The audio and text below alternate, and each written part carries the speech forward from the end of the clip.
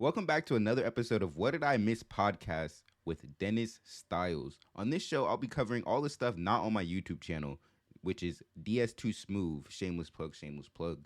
From movies and game reviews and movie and gaming news to anime, comic books, and honestly anything else I feel like yapping about. This week we got a healthy amount of news. It's feeling like it's about to be a groovy episode. What it's shaping up to be this week, it's some worthwhile Marvel developments from Thor 5 reportedly in the works to a live-action Miles Morales film by Sony, and a little bit more. I tried to find some more like gaming news, but I tried to find some more gaming news, but really the only thing that came across my feed, and I honestly probably could have did a little bit more digging, but I really don't want to like bloat the news and stuff with stuff like I barely care about or just I care about Spider-Man, and if there's really no other major developments with anything I'm really interested in, then I'm not just gonna talk about it. Talk about it. Not everything needs my opinion, So Spider-Man 2 dominates the gaming side of things. It's breaking a lot of PlayStation sale records, but not all the news is good. So we'll get into that. And today's main topic is the spooky superhero special. Honestly, I slapped this together last minute, and I wish I would have had a little bit more time. But basically, I'm just gonna be going and talking about movies or superhero movies, comic book movies in general that are just either supernatural, just Halloween vibe thing. Not necessarily Halloween vibe, but monsters and just creepy stuff. And so I'll just be going into there could have been I feel like better intro to that for the main topic for this week, but just vibe with me, But yeah, we'll get into that. I'll be talking about like Blade and Hellboy, some Spawn, some other MCU like stuff. Marvel's not in the MCU's not super heavy, but you got Werewolf by Night and some other things. Yeah, but we'll get in that. That's the main topic for this week, and there'll be time codes below if you feel free to jump around to whatever part you want to, any bit of news to the main topic. But yeah, let's get it cracking for the news this week. Yeah.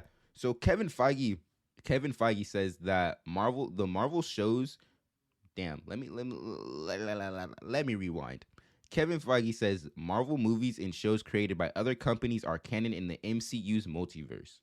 Okay, so we kind of not kind of we literally did see this in Doctor Strange 2 Multiverse of Madness with Charles Xavier. Was there any instances before that? Oh, I guess No Way Home came out before Multiverse of Madness. So you got that. And then but I guess this is him like officially coming out and saying this. This is from uh a book called Marvel Studios: The Marvel Cinematic Universe and Official Timeline. But I brought this up because I'm not gonna spoil Loki, but some big developments happened in Loki, or not even I guess developments, but some things it's alluding to, like this coming out is kind of like, oh, is that kind of related, or I'm not sure. I got to look more into this book. I'm not sure when this book dropped. I know there's another. That's kind of funny. There's another book I was talking about last week, and it was kind of like just a bunch of interviews and stuff with like Marvel and MCU insiders and like people who work in the industry and MCU films. And there was just a lot of stuff that came out, and it was quite interesting. And I probably last week, I know I didn't talk about everything. It was like stuff with Sony's, what's it called? What am I trying to say? Oh, the Sinister Six, like the movies they were developing, like they had Spider-Man riding a T-Rex in the Savage Land and some more stuff. So yeah, big books for the MCU, I guess. Yeah, I don't know what's good with that, but also relating to this, the MCU has finally been designated as this Earth. Fuck, god damn, that would have been a nice fucking transition. God damn. All right. The MCU has finally been designated as Earth 616, and this is stated from that same book. And okay, or let me say this. This is not a huge deal. Like, who cares? But so if you don't know the Marvel comics, like the main line, the Marvel comics, their universe is 616. They're like kind of the main universe, right? And every variation, like you have where Miles comes from, the Ultimate Universe. That's like Earth 1610. I could be wrong about that, but it's different variations, right? And they're like designated a number.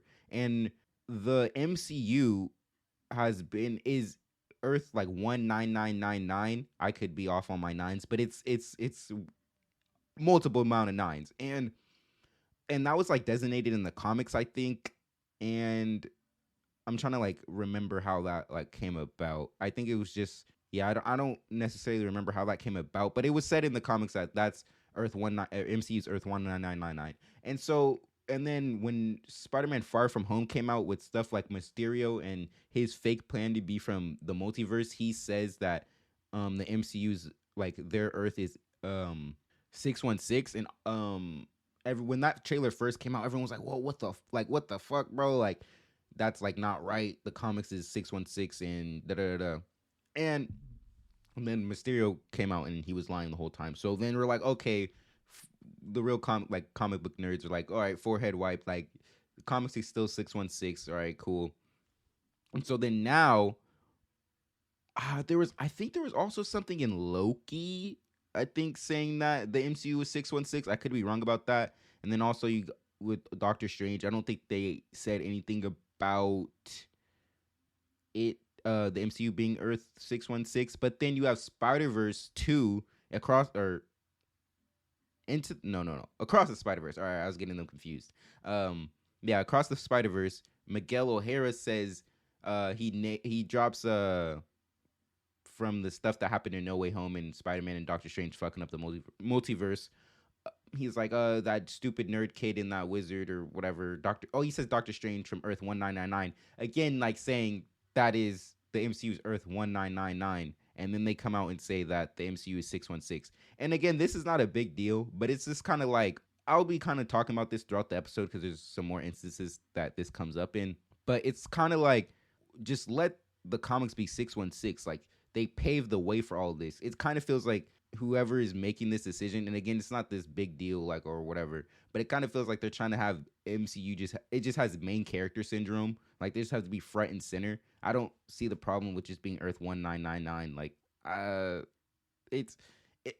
I keep saying it's not a big deal, but I don't know. It just okay. It's not. I keep saying it's not a big deal because in itself is not a big deal, but it kind of just leads to like the erasure of the comic book like material and where it comes from. And I'm trying to make this make sense because I'll be going to this later, but Marvel just doesn't really do a good job at highlighting the material it's adapting. And that is something that I've seen James Gunn do a lot since he's been head, and even in maybe smaller instances when he was working on the Guardians films. But as he was like announcing his DCU slate, he was like giving examples of what his movies probably, I'm not gonna say like beat for beat, but this is what they're using like as inspiration. And once he and like name dropping comics and comic book runs and stuff like that. And once he did that, literally all the comics were selling out like quick as fuck. And that is important because, and let me say that I'm a fan of all this stuff, but like comics themselves, I'm just now really starting to dive into, and so like I don't want it to come across that like I'm speaking with like some like a lot of authoritarian knowledge or something, or like, you know, like it might like my word really holds weight. But this is from what just I'm seeing. But the comic industry is like it's not as booming as it was before. And so I was sorry. I was kind of afraid I wasn't recording, but yeah, it wasn't as booming as it was before, and so it really needs this push because, bro, this is how these movies are getting made. Like, Invincible is one of my favorite things out right now, and that's being adapted from a comic that was made like 20 years ago, and so you have to give ups to these sorry, you have to give ups to these, you know, creations and really uplift them and get more eyes on them and get more people drawn to them so they can thrive and create new stories for the fucking movies that you're adapting them from. So, like, I don't see why that. And the MCU has always had a problem with this. Like, they have never really highlighted the comics as much as they could and really they just, I don't know, it just feels like this weird disconnect, and I just really don't know where it's coming from. And then it's just refreshing to see DC on the other side of things, like with James Gunn, like really highlighting these stories and getting more eyes on them. And so, I just really confused about that. But I'll get into more and how the, I guess, like industries outside of comic books kind of really don't highlight them. But I'll get into that more later. So besides that, we've got some Thor 5 news. So I guess Thor 5 is officially in development at Marvel Studios. This is from Daniel RPK. I've seen some like really credible stuff come from him. I'm not honestly sure who he is or how he gets his insider knowledge. But so I will take this with a light grain of salt. I mean Thor had is I feel like I'm blanking, but he's the first character to get 4 movies. Clearly there's some, and even Thor Love and Thunder, even though it wasn't like as critically acclaimed and fans didn't really like it as much, it almost, I think I talked this in one of my videos. It almost touched a Billy. Like it was around 700. I mean, that's not like close. I mean, it's fucking more than halfway. So it was like 700 million plus, something like that. And so clearly there's something with Thor. I really like what the MCU before Thor 4 was doing with him. I mean, they really kind of, again, I'm not like super into comics yet, and but from what I've seen in all the media I've consumed of Thor, of him outside the comics, even in the appearances that I've seen him in, they really like revamped the character. And so, and really I like the MCU's take on him, even though like they don't handle him well all of the time. I feel like there's a lot of the comedy for Thor really works really well, and for the most part when you don't go too far to the dumb side. But he spawns really good comedic moments, and he has a really good emotional moments if they really just capitalize on that. And I really thought that's where Thor 4 was going, and it would have really led to like the darker themes that they were dealing with. But it just really didn't go in that direction. I think Thor is a really good character. And so also what's interesting about this news is they're searching for a new director, so Taika Waititi will not return. And after Thor 4, I've seen a lot of this could be just Twitter echo chamber or whatever, but I've seen a lot of people like just turn on Taika Waititi and just like discredit like all the stuff he did.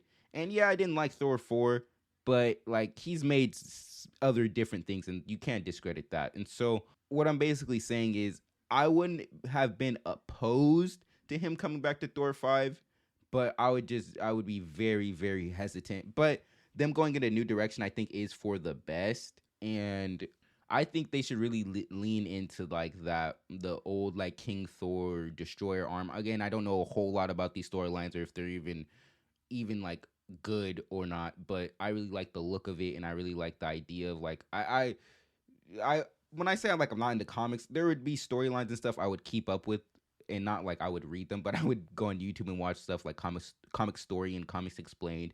If it was like, really like interesting looking storyline in Gore the God Butcher and like the three Thors, and the past one, and then the present one with Mjolnir, and then the last one that's like I don't think he's like worthy of the hammer. He has like destroyer arm and he's missing like one arm. Really giving Odin vibes. I think he has the Odin Force or some shit, but it's really like he's like King Thor, and it's really like Viking vibes. And Thor 4, Thor Love and Thunder, he has like a costume that really like gives that Viking vibe. And if they like, I can see something with that. If like a little, and it's like a little bit more gritty, not necessarily like, super dark, but like you can still balance that and like, have it a little bit more, I keep saying Viking, but Viking like. But I don't really remember what I was saying. Sorry, I got distracted. Something happened. Off mic. I guess I would say off camera. But yeah, I'm excited though for Thor 5 and whatever. I wouldn't say I'm excited. I'm interested to see what direction it takes and who comes aboard the project. And I'm keeping my ears perked up for any development news on this. And some more Marvel developments. Dario Scardapane, I hope I'm saying that right. He has credits on The Punisher, and is set as a showrunner for Daredevil Born Again, and Justin Benson and Aaron Moorhead, with credits in Loki season 2, are set to direct. Um, so this is I would say good news. So last week, I think it was last week or the week before, Marvel or the MCU and Marvel had a big shakeup in how they were making their shows. So basically, give you the spark notes. They would make their shows how they would make their movies, and basically they would. Okay, I'm not like super 100% on the logistics, but you can't make them the same way. Like they would just go in and throw $150 million at a show and not really have it like storyboarded and laid out and whatnot. And they really just had a fix it in post attitude with like CGI and reshoots and whatnot. And it just wasn't really working, and that really started to show in the quality of the stuff they were putting out. And there's a couple shiners in there, but there's definitely some real stinkers and some real mid. The highs I would say are like Loki, WandaVision, Falcon and the Winter Soldier. Although, yeah, some parts of that. I was gonna say Werewolf by Night, but I really wouldn't count that. That's like a special. She-Hulk is there's some good elements. Again, I feel like it's one of those ones that are affected by that. I could be blanking. Moon Knight was mid. Miss Marvel was mid. Yeah, I'm probably blanking, but yeah, those ones were really like highlights, and so they're getting a showrunner. I'm not. I should look more into this. I really don't feel like it right now. And entirely, I'm not entirely sure what a showrunner does, but pretty sure like they spearhead most of what's going on in the direction of the show. I'm guessing because shows have directors. They have directors of episodes, so maybe like he's kind of like the director of the series. That's just my guess. I could be wrong. And then so he has credits. Dario Scardapane has credits on The Punisher, and I like The Punisher for the most part. I didn't think it was 100% solid. Yeah, I think season 2 was kind of lacking a little bit, and the stuff they did with Jigsaw was really not fun in my opinion. Like making him the CEO and super like. I don't care like if he's pretty boy before the scars, but even like after he gets his fucking face slid across glass over and over again, I wouldn't say over and over again. I think he just does it like once down. But his face is like glass shrapnel all in his face, and he comes back and he's still this like pretty boy or whatever. And then again, not super into the comics, but from what I've seen of Jigsaw in the comics, he has pretty fucked up face from. I'm pretty sure I don't know if in the comics it's from the Punisher, but I know in Punisher Warzone, which is is probably the best Punisher adaptation. I mean, you could argue the Netflix Punisher series, but I think Punisher Warzone is really the is a top notch because it just the insane just violence in. He saw guys doing like a parkour flip off of a building and gets hit with a rocket launcher by the Punisher in midair, and it's very like early 2000s, and it's super fun. Like Punisher punches through a guy's fucking head. He's hanging off a chandelier, spinning around, shot or machine gunning the mafia. Like it's super fun. And so I don't even know where I was going with that point. I just like got into talking about Punisher Warzone. I really love that movie. But yeah, so he has credits on the Punisher, and so like I was saying, it's good for the most part. So it's I'm saying like because like I said, the Punisher is like good in some parts, and overall I liked it. So, but I just Daredevil, I season 3 is still remains, and even like show as a whole, but season 3 specifically remains like one of my favorite seasons of a comic book show like ever. And so I'm looking for a little more than just to be like enjoyed in some parts. Like I really want this to be great. So and I'm not. Let's not write him off here. So let's see what he does. Let's give him a fair shake at the thing. But the Punisher's pretty good for the most part. So I'd say good direction. And then so you have Justin Benson and Aaron Moorhead. They have some credits on Loki season 2. And I'm gonna get back to this later. Okay, so yeah, in the article it says like they'll keep. I'll get back to that point. But yeah, so Justin Benson and Aaron Moorhead. I'll talk about this later because I came to this realization. It's gonna be pretty like funny, at least funny to me. But Loki has Loki has a strong sense of personality and like direction and its like filming style and its just aesthetic. And if they could bring that type of vibe, not like necessarily like that Loki like looking vibe, but if they can craft a unique and strong personality for Daredevil Born Again, I'm definitely open to see that a lot. And so yeah, so the article says that they'll keep some elements because the Daredevil Born Again show is a soft continuation of the next Netflix show, and and they were like not super far in, but they were a good. They had some episodes shot, and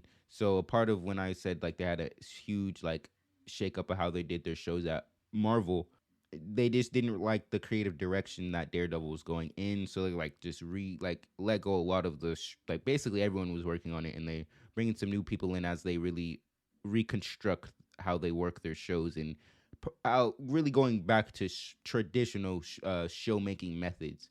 And so again, I lost the what point I was on. Oh yeah, they're keeping some episodes, and so it's. I wonder if it's gonna be noticeable to see what was originally in there, and then what they decided to uh redo and reshoot and stuff. And they didn't shoot all of the episodes, so it's gonna be interesting to see if we'll be able to feel that.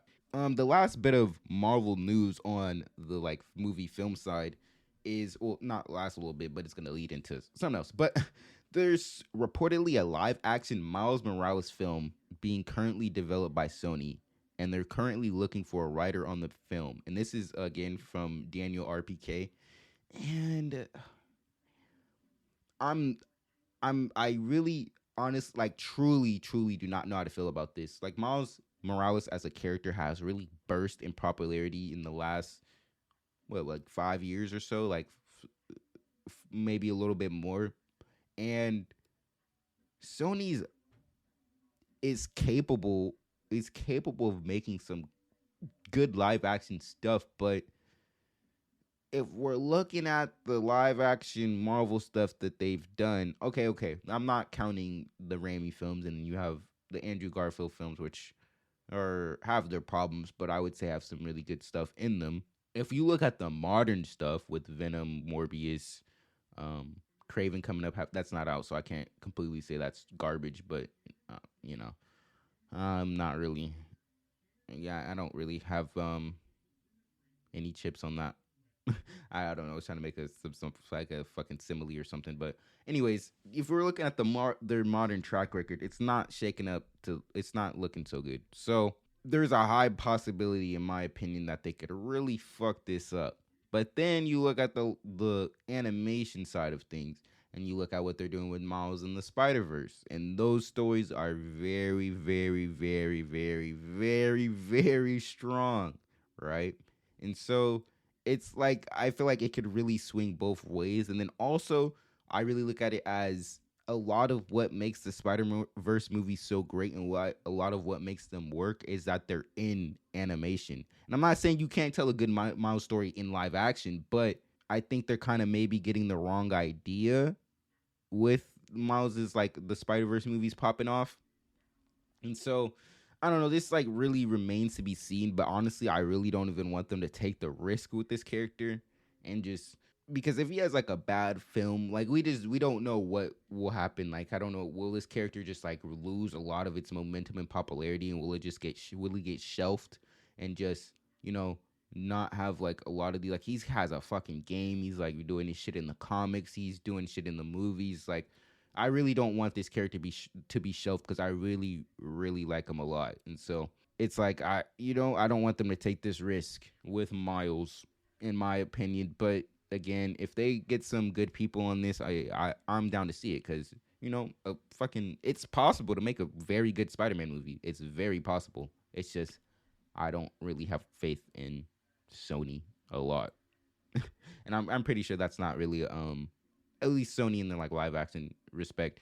Um, that's probably not like a what's it called? I'm not trying to say an unpopular point. It's probably pretty popular. But leading into some more Spider-Man news, we're leading into some Invincible. And so Invincible and Spider-Man have crossed over in the comics before. I haven't read that story or anything, so I'm not gonna really be able to speak on it.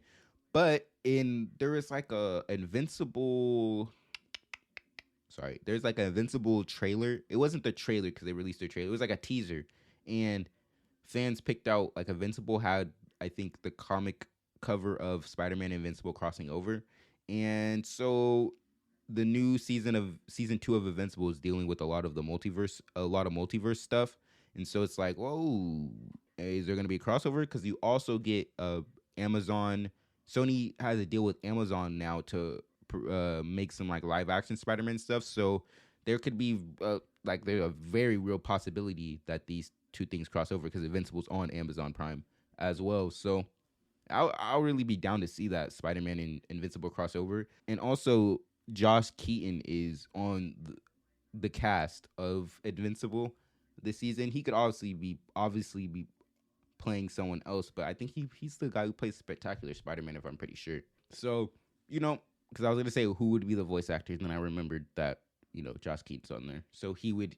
I feel like if it were to be a thing, that would be Josh Keaton, and it would be honestly really cool if they did it like it's a Spectacular Spider-Man version. I know a lot of people are really big fans of that version. I'm not done with the series, but I really, really enjoyed what I watched. I probably was like a quarter in, and I just kind of like, not because it was bad or anything, I just kind of like fell off and dropped it with a lot of stuff I do. So I'll watch. And so with some more Invincible news, there's a really good article with Robert Kirkman. He's the maker of Invincible. So Invincible was a comic I think was like made like 20 years ago, I want to say. Let me actually see that because this was a really good article that I really enjoyed reading, and he just really said a lot of things about just being a creator and just the Invincible and its place in the superhero genre and its place it had in the comics when it was like the story was first made, and it's really interesting. So we're gonna get into that, but let me just find out when Invincible was made. So yeah, so Invincible, wow. The comic was made January 22nd, 2003. So that's when publication began, and it ended February 14th, 2018 with 144 issues. Getting into this article with Variety, Robert Kirkman says a lot of good things I just want to kind of dissect and really get into. I'm sorry if I was moving my mic when I was talking, so I don't know if that. So this prompt, I'm just gonna like read the prompts. I might cut this, I might not. I read it earlier, but I don't know exactly because there was a lot of good stuff I want to talk about. So if it's not really interesting and I don't have a lot to say, I'm gonna just cut it. But the first one is, what were some of your biggest concerns about adapting Invincible for season 1? And Robert Kirkman says, I think some violent aspects of it is always a concern. The goal with that is always The goal with that is to always up the drama. It's always for a purpose, and a lot of the stuff in this show is pushed beyond what was in the comic. I like pushing those boundaries. For the most part, I'm just trying to entertain myself. I do consider the audience, but my main driving force is, do I like this? In that respect, I just kind of do what I think is cool, and then I hope people like it. But from everything I've heard back, it seemed to be fairly effective. So I've been kind of full steam ahead of season 2. So I like this. Yeah. I did want to talk about this little I think excerpt is the right word, but how he says a lot of the stuff in the show is pushed beyond what was in the comic, and I can really see that sentiment because that the train sequence in season 1 is apparently not in the comics, and I spoke about this last week, and that's like really one of my points, and I'll get into a little later as I go through the article, but it's the way they highlight certain stuff in the story, and it's really that those choices are really what like make me like this version of the story of Invincible. And I haven't read the comic book version. I say that because I was starting to read, and I was reading the first couple of pages, and I was just like, it just doesn't hit as hard. And I'm sure it would, but I'm just saying like the first, the show just really gripped me, and it just didn't have that same effect. So I just knew it was going to be a different way to digest that story, and I just really wanted to experience the show version first. But also, I really like what he says as a creative. He says his driving force is to do what he likes, and it's to what he thinks is cool. And as I'm like starting to become like a creative and really develop my own style and whatnot, I really like been feeling this, and it's really cool to like hear these things from like a vet that's been doing this for so long. And I'm not saying like we're doing the same things, but someone that is like in the creative space and is able to capitalize on their ideas in the way that they want, and just kind of just throwing the darts at the wall and just saying fuck it. Like if they fuck with it, if they vibe with it, they vibe with it. If they don't, they don't. And that's really kind of like reinforcing my mindset as I'm building my foundation as a creative. But yeah, the next thing, did anything that the audience did respond to in season one affect how you approach season two?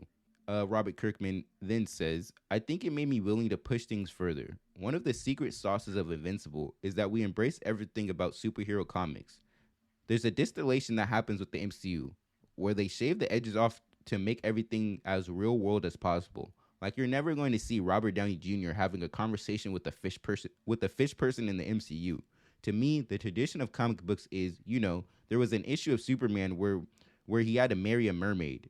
I like the weird stuff, and people seem to respond to that.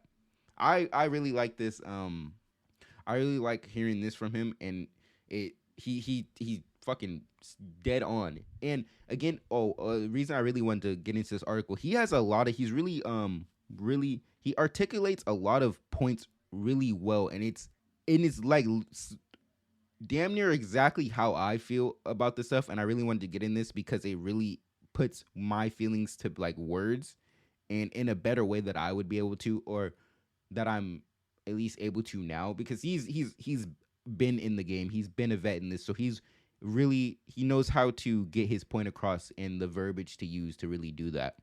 Um, so yeah, and I really just like how the MCU doesn't really take risks when it comes to that, and that's really why it was kind of really refreshing to see James Gunn's with the Guardians of the Galaxy, because we did kind of get some weirder stuff. I'm not gonna say it's like super super super into the weird stuff, but we did get weirder stuff, and that's really really, as I starting to get into comics, is really what is comic books. And it's fun to see, especially when it's done in creative ways. Like it's not always it's funny in this way, but when it's not always played as a joke, but when it's like played 100% serious, and like you're just having this serious ass conversation with this fish person, as he says, like it's interesting. And the MCU really really doesn't do stuff like that. And I would say like the closest like thing you have with something like that's probably like the how Rocket Raccoon interacts with people, and then you still just like I don't know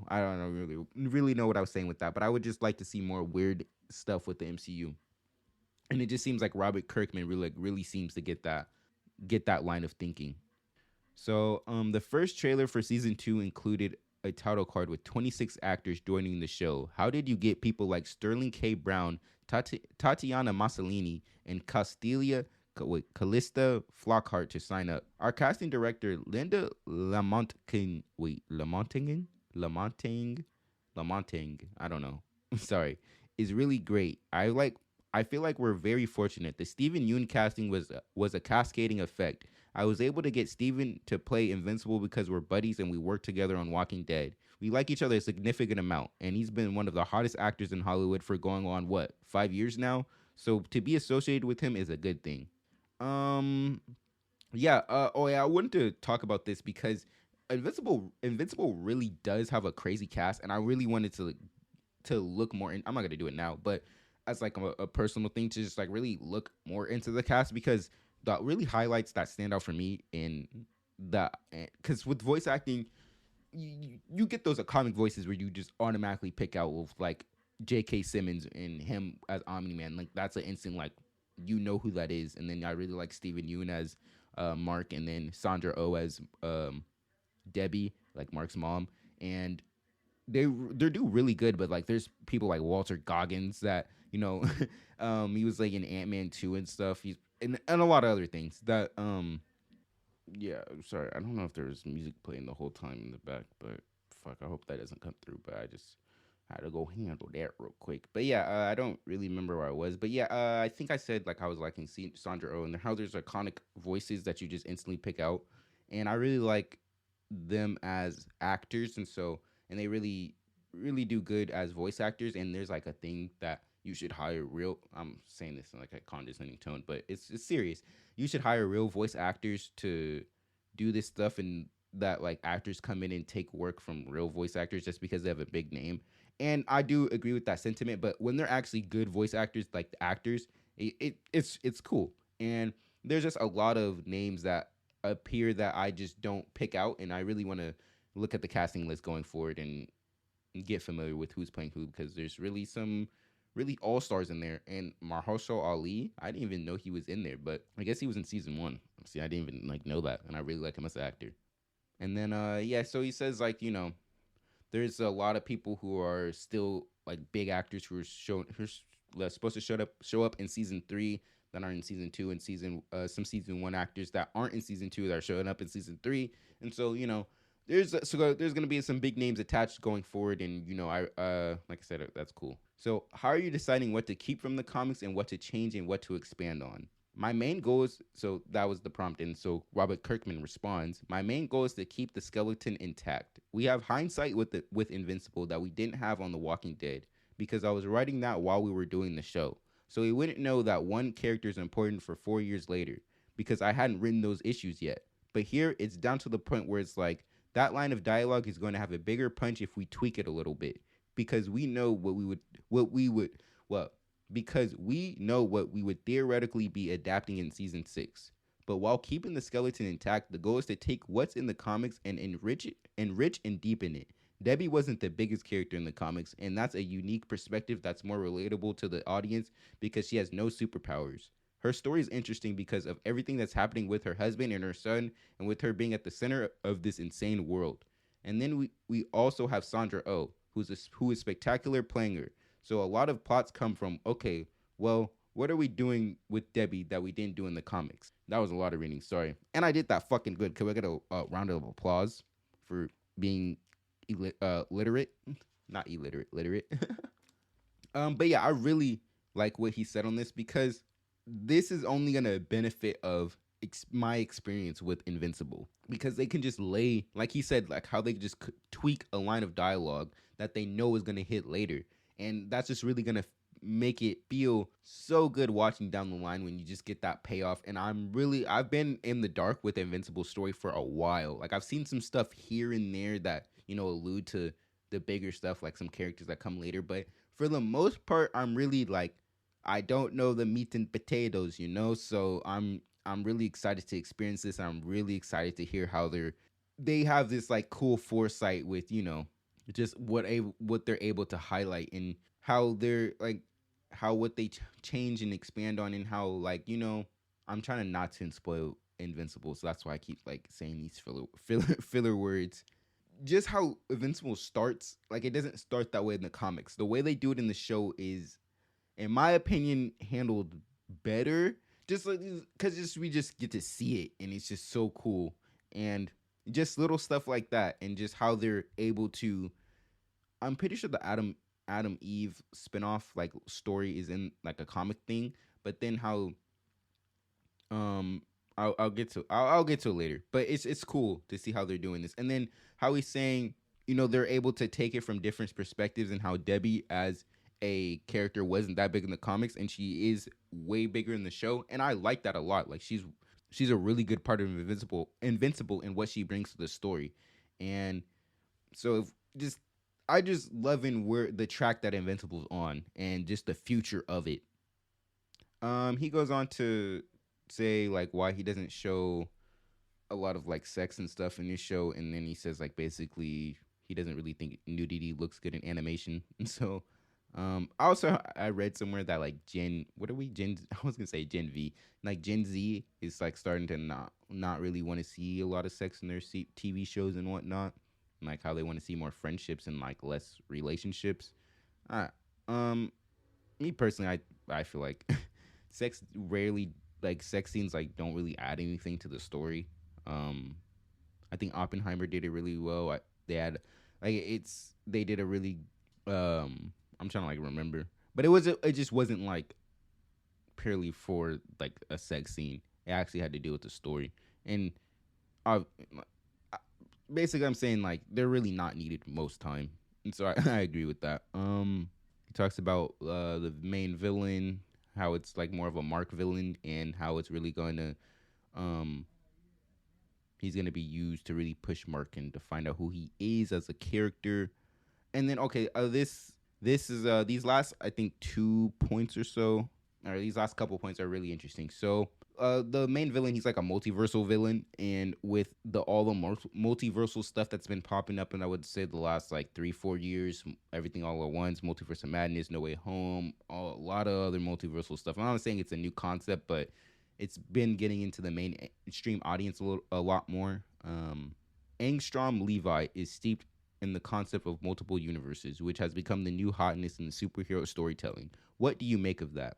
Robert Kirkman says, well, Invincible is in this weird situation where it's been being adapted 20 years after its inception. So like first season, we were in the barrage of evil Superman between Eternals and the boys. But when the Invincible comic started, there wasn't a lot of evil Superman. There were barely anything going on with the multiverse when we did the Angstrom Levi story in the comics, and now it's just everywhere.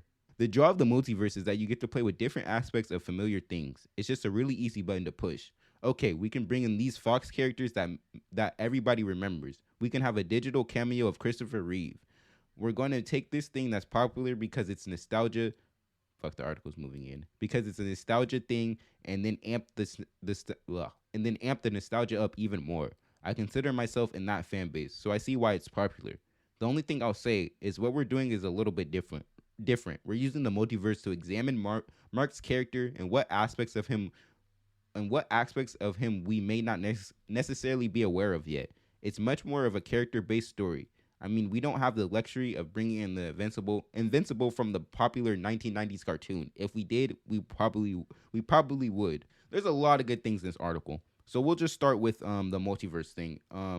Or we'll start with where the point of where the comics were and like where the show is. So when the comics started, like he said, when they did, Omni-Man and Evil Superman and whatnot, when they did that, there wasn't a bunch of stories of that going on. And then when they did it now, there's fucking the boys, and you have fucking Homelander and Eternals with what is his name?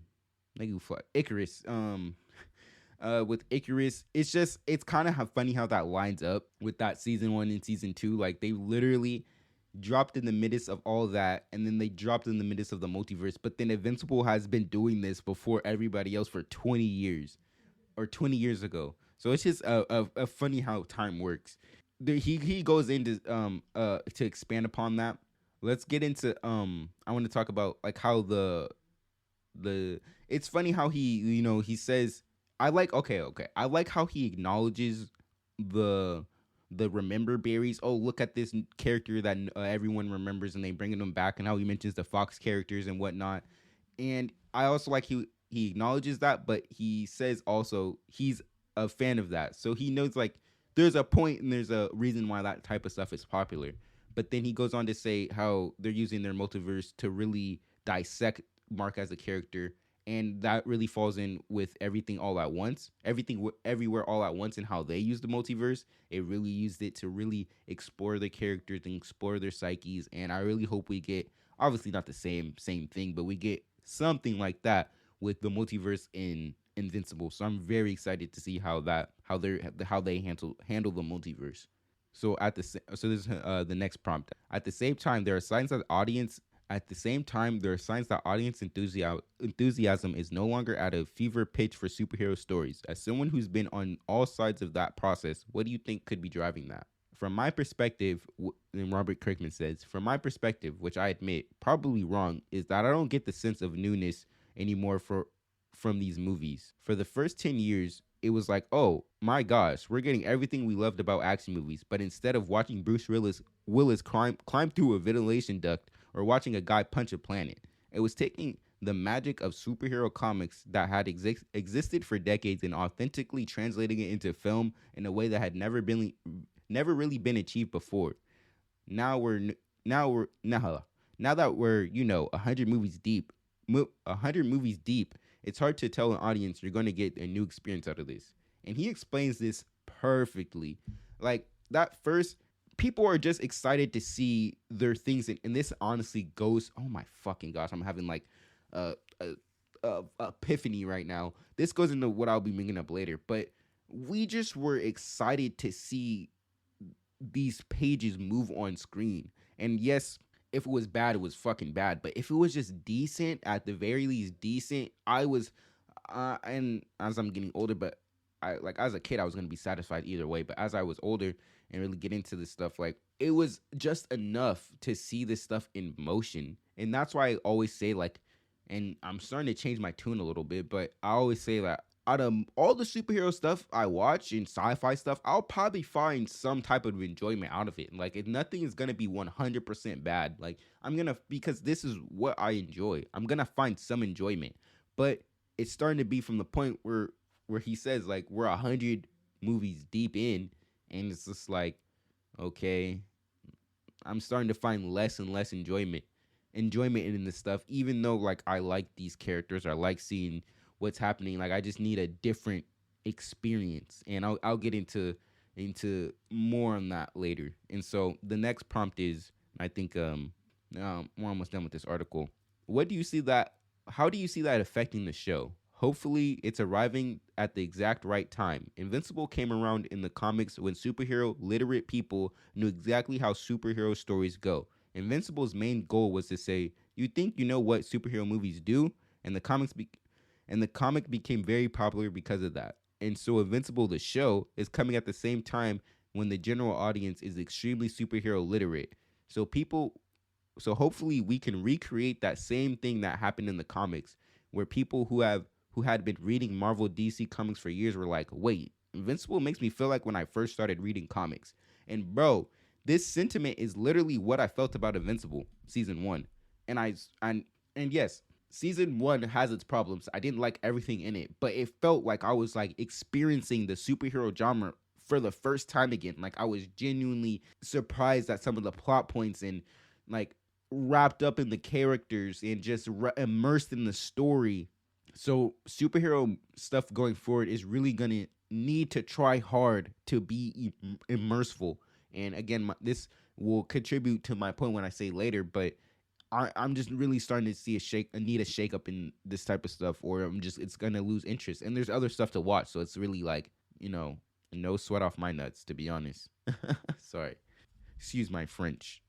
But yeah, and then he says like, how he's hoping to capture what Invincible was in the comics, and how, it came at the perfect time, and how the show came at a perfect time. And I really think if they stay on the track they're on, they will capture that 100%, because that's how I'm not everyone, but that's how I felt with season 1. So if they keep it really on that same track, it's nowhere but up, in my opinion. He goes to talk about the live action adaptation, which I really don't think, I mean, Invincible is very like kind of grand scale. Oh, I know it gets. I'm gonna say I know, but I've heard it gets way more grand scale as later on. So it's kind of grounding now. It's really starting to expand, and so I really don't know if they'll be able to pull off like a really proper live action adaptation. I really feel like Invincible story so far really lends itself to an animation, and so it just goes in with everything trying to be live action. And if the story's good, it's good. I mean, I know the story's good, but if they could do something creative with it. But he also goes to say that he wants to justify the live action movie's existence. So it needs to bring something new to the mythos, not like new like storylines, but it needs to, like how the comic is being able to expand upon like new points upon the story, or reshape it in ways to fit the story better, and revamp it. It needs to do something like that. And whether it's doing something creative with the power set, or it's doing something just creative and really justify why it's being made. Because what's the point of having the same exact story in animation, and the animation just better? So it just needs to, and it's kind of like with the Last of Us show, people really liked that show because it was giving new aspects and stuff to the original story, and expanding on other parts that were just quickly highlighted on. And what I'm really trying to say is like the comic or the animation is doing that for the comic. So I really don't see where the movie's gonna innovate. And the only really area I could see is like the like power set. Like they're really gonna really have to like focus on powers and really get that right. I would say that's like really the only thing that could like be more than the or the animation. So and then he goes on to say like how there won't be a. I talked about this a little last week. There won't be a long gap like as there was with Invincible season 1 and season 2. There was I think 30 months or something. That's 2 years and some change. And so that was because of COVID and everything. And so he said they want to like go for like yearly a season a year, but you know animation they don't want crunch. Well, they didn't say they don't want crunch time, but I assume this is what they're alluding to. Like you know takes a little longer sometimes, but it's looking realistically at an 18-month release schedule. So that's what a year and a half, which is fine. They said 18 months, 16 months, or 13 months, or every 12 months, which is the year. So I feel like the max on that is 18 months, which is a year and a half, which is I feel like it's fine. Like there's other stuff to watch while we wait for the next season of Invincible, but I would definitely like it yearly if they could. But if they got to do crunch for that, we could wait. Other stuff to watch and consume.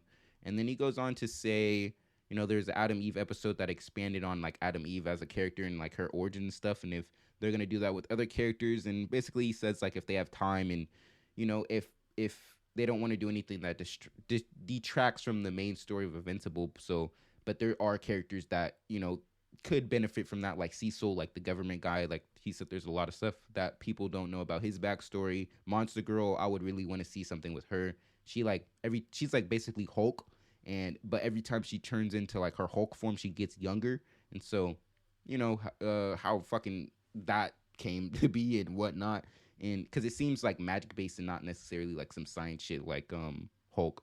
So yeah, so like and this is some more other characters. And yeah, so that's pretty much it on the article. But I really wanted to get into that because how long have I been going? I've been going for an hour so far. Fuck. But yeah, it was a good insight into creative and him as a creative and the direction where Invincible is going in the long run. So it was just a really good read, and I wanted to share that with you guys. So on some DC stuff, James Gunn's Superman is said to have a Fortress of Solitude similar to Christopher Reeve's version. If you're not familiar with, so James Gunn, he's got appointed to new CEO of DC Studios or whatever, or co-CEO with Peter Safran. But basically, he's writing and directing Superman Legacy, and he's gonna be like the really first movie in the new DCU timeline slate with a bunch of other stuff in there, like Batman and Swamp Thing and Green Lantern shows and Wonder Woman stuff and whatnot. So I think last week or the week before, I said that James Gunn was like spotted or seen like in Norway or something. And I said that could be some possible Fortress of Solitude stuff. And so if this rumor is true and is Fortress of Solitude similar to Christopher Reeve's version was really like the super crystallized version, like the classic version that like a lot of older people and people who are I guess older people just are familiar with. And there's been other iterations of the Fortress of Solitude, but that's like I feel like the most iconic and known one, like the crystallizations everywhere, the crystal fucking holograms and shit like that. And if they were in Norway, then that really makes sense. If that really like lends itself to this rumor, because Norway, ice, I guess. And then also there was some concept art from canceled Justice League Immortal movie from 2009, but it shows like the Justice League meeting at the Fortress of Solitude with Superman. And basically, I brought that up because it was just cool. It's cool concept art, but I just want to see the heroes in different locations and different. Like I want to see all the heroes at the Fortress of Solitude just talking about whatever they need to talk about. I want to see them fucking in the Batcave.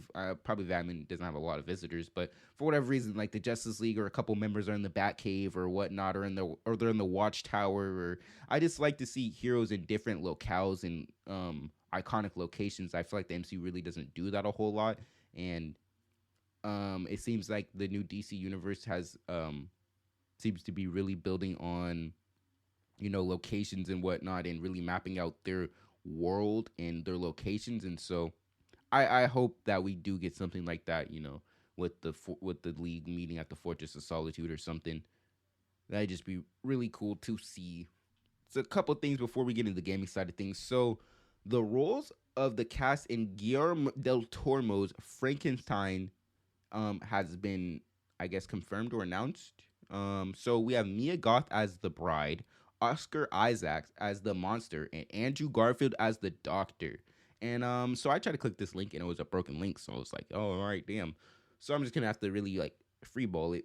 Guillermo del Toro. I just watched Hellboy and for the spooky superhero special, and it was super. I really liked it a lot, and I like a lot of his work. And this just has a lot of heart. So I like him as a director. And then you have Mia Goth. She was really good in Pearl. I didn't see that, but I heard she was really good. She's in some other stuff. So she's really good to be attached as the bride. Is the bride's Frankenstein's bride, right? So she's gonna be another Frankenstein monster, I'm assuming. And then Oscar Isaacs, really love him. Loved him in Moon Knight, even though the show was kind of mid. But he's just really a phenomenal actor. So as the monster, that's gonna be cool to see. And then Andrew Garfield as the doctor. Andrew Garfield, love him as an actor. So whatever he's in, I just perk up my ears to. And so this is just something I'm really interested in and really keeping an eye out for, and probably will be reviewing it when it drops on this podcast. So that just seems like I brought that up. It just seems like a really good recipe to have a lot of good performances and good visuals. So I'm excited for that. And on this week of CEOs and studios being a bunch of grubby fucks, studios will reportedly stop negotiating with SAG studios will reportedly stop negotiating with SAG until January unless they get a deal in the next week. I think this was like from the 25th or the 24th. It's the 29th right now, so we're coming up on that week. And so this is so I guess this is a tactic by studios to put pressure on the union to take a deal. SAG can wait for the deal they deserve as long as it takes. That's what he said. So yeah, so I guess it's a tactic. It's just, bro, stop being a like this makes me irate, bro. Like I'm trying not to heat up, but just stop being a hoe. Just give them, there is enough money, bro. There's enough money. Just give them what they need. And then also the studio CEOs reportedly suggested to SAG that certain TV shows would have to be canceled if the strike continues. This shows will only have to be canceled because you refuse to pay them. You have to they're just throwing some temper tantrum or coming and are refusing to work for no reason. If you pay them, you won't have to I feel like they're losing more money doing all this than just paying them. Stop being a fucking greedy fat fuck and do what is right. I don't know, bro. This is just pissing me off, and I'm kind of getting tired of talking about it. I'm not gonna lie to you, but I will keep talking about it because it's important for people to highlight it, even though no one's really watching this or listening to this podcast. But on the gaming side of things, Marvel Spider-Man 2 is the fastest selling PlayStation Studio game of all time. More than 2.5 million copies sold in the first 24 hours on PS5, surpassing God of War Ragnarok at the top of PlayStation Day 1 launch sales chart. And this is the highest rated Spider-Man game on Metacritic of all time. It deserved. I haven't been playing a whole lot because I just been editing my videos for it, but I'm really liking it so far. Just everything about it. I can't wait till I'm done with it, and I will review. It's gonna be a little bit because I'm making the videos on it, so it's gonna be a little bit until I get finish it. And I really want to get into all the side stuff and whatnot. So it's gonna be a bit before I review it. But I'm really loving it. So this is definitely deserved. And so, in some more Insomniac news, Insomniac confirms Wolverine is set in the same universe as Spider-Man 2. They're all 1048. Going back to universes and stuff. So I guess the Insomniac universe with Marvel Spider-Man is Earth 1048. And I was reading somewhere that Wolverine was gonna make a cameo, but they didn't want him to detract from the story that they were telling, and really wanted it to be all about Spider-Man. And so that makes sense. But just from what I'm seeing from Spider-Man, bro, I'm getting not emotional, but just Wolverine is just one of my favorite characters ever, and one of my favorite games of all time is X-Men Origins Wolverine, and that game is just a staple to my childhood, bro. And just what they're doing with Spider-Man, which is my favorite hero of all time, is just truly magnificent. And it's, yes, the story has its problem, gameplay has its problems, whatever, bro. But Spider-Man 2 is the game I wanted as a child, bro. It's exactly what I wanted. Just the vastness, the momentum, the combat. Like, it makes me feel like a little like fucking kid, bro. No cap. And it's just so crazy to see what they're doing, the great things they're doing with Spider-Man 2. It's just like, what do they have in store for Wolverine? Especially, they're doing these things with Spider-Man 2 and it's like open world. And the rumor was for Wolverine that it's gonna be um like more linear, like God of War. And not God of War is pretty open world, but it has like hubs, pretty much like hub worlds, and you're really like exploring those worlds, and they really like give a lot of personality to those worlds. And although I feel like Ragnarok could have did it a little bit more, but it just, if it goes in that direction, and we have in some, like, you see with fucking Ratchet and Clank, like it's more, those hub worlds, and it just have so much personality and whatnot. And then just that type of like care and thought put to Wolverine, a Wolverine game, it's just, I just can't just wrap my head around it, bro. Like, that kid has potentially be my favorite game of all time. I'm not gonna lie, because I love Spider-Man, but like Wolverine, just him and like his gameplay loop, and how you could do stuff with cool stuff. And I'm sure they will do this, because Insomniac is really good at looking at past like adaptations and just taking good stuff from them, and what they did with Spider-Man 2 and what's in other games and what they incorporated. Just like in X-Men Origins, like you could, when you would get damaged, obviously Wolverine heals himself, but you would see like his inner skeleton. You would see the skin grow back as you heal in real time, like as you're playing the game. And it's just it's little stuff like that that I know Insomniac will capitalize on. And I just can't wait to see like just what they do, bro. It's just gonna be so lovely. Like, it really is. Like, I just cannot wait. I I will put myself in the hyperbolic time chamber so the days go by faster. I will take the intense weather conditions, the intense gravity. I will take all that just to fast forward to when this game comes out, bro. Like, stick me in a cryo chamber, bro. I don't care, bro. I just need to play this game. Um, I just had to like went on an insane rant, but some more Spider-Man 2 news. Director Brian Intar was asked about the Daredevil Easter egg in Spider-Man 2, and he said, "Stay tuned." So I guess in not I guess I seen it in Spider-Man 2. Nelson and Murdoch, which is Murdoch, Matt Murdoch is Daredevil. They had like their law firm in Spider-Man 2 in the world. There's a bunch of Easter eggs. Like, there's the Danny Rand like foundation, which is Iron Fist. There's the Avengers Tower. There's Doctor Strange's Sanctorum, which gets more play in the second game. There's a lot of Marvel Easter eggs, but they had their firm in Spider-Man 1, and then Miles Morales, the sequel to Spider-Man 1, they had an eviction notice, which I did not see. I saw like a post somewhere, but they had an eviction notice. And then I think in Spider-Man 2, I think the sign was just completely blank, and people were like speculating, could that be something with the future DLC or something? So he said stay tuned. So we'll see. I'm really excited to see the future DLC for Spider-Man. I really liked the DLC. I just like having more of the game to play. The DLC was kind of hit or miss for the Spider-Man game, the first one. But I just really liked having more story to play, so I'm really not complaining. And so I said earlier, so the Insomniac news isn't all good. So Donny Cates hints that he did not get paid for his ideas from the comics that were implemented in Spider-Man 2. He is also not giving he's also not given any mention in the game's credits. And so I'm not there yet in the story, but apparently they took a lot of inspiration from his and I haven't read in the comics either, and I'm not there in the game, so maybe I don't have enough authority to speak on this. But this goes into my point. So they grabbed a lot of inspiration from his stuff in the comics, from like visual and design stuffs to maybe some story beats. I'm not entirely sure, but this just goes into Marvel just having not a like not treating their comic people properly. I'm not saying DC again. I said DC now with James Gunn is better at highlighting it, but this just why aren't you properly crediting these people you're pulling ideas from to make the games as good as they are, to make these films as good as they are? As obviously you're not maybe going one for one, but you're getting the inspiration from them. So why not highlight them? Why not credit them? Why not pay them properly?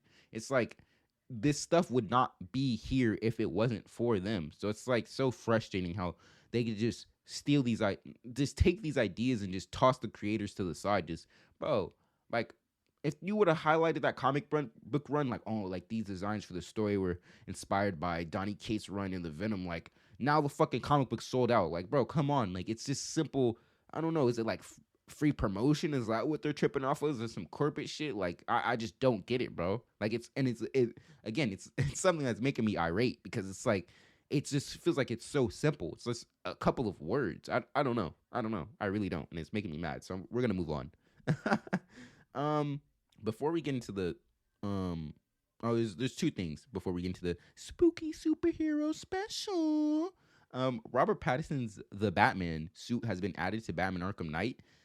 So this is just an excuse to play that game for the 1000th time. The story itself may have its hits or miss, but the gameplay loop, besides the Batmobile, even the Batmobile at points, it's just oversaturated because the Batmobile is fun, but the gameplay loop is just chef's kiss, my boy. Like, I can play that game forever.